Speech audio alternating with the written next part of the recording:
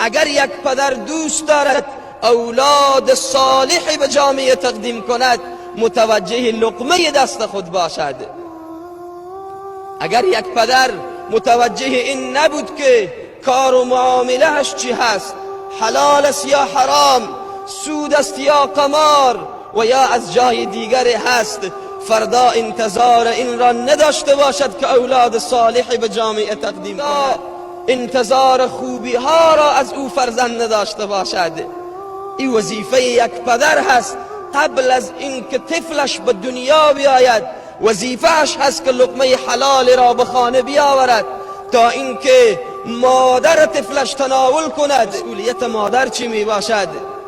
چگونه یک مادر طفل بطن خود را تربیت کند، چگونه او را رشد دهد.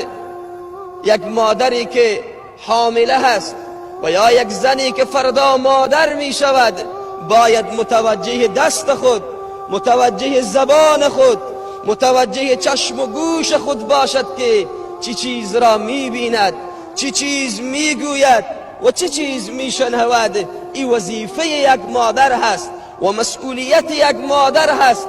اگر دوست دارد که طفل صالح را به جامعه تقدیم کند، متوجه اینها باشد. عزیزان من، مسئله تربیه اولاد خیلی مهمه. امروز ما به فکر اولاد خود باشیم، فردا جامعه سالم داریم.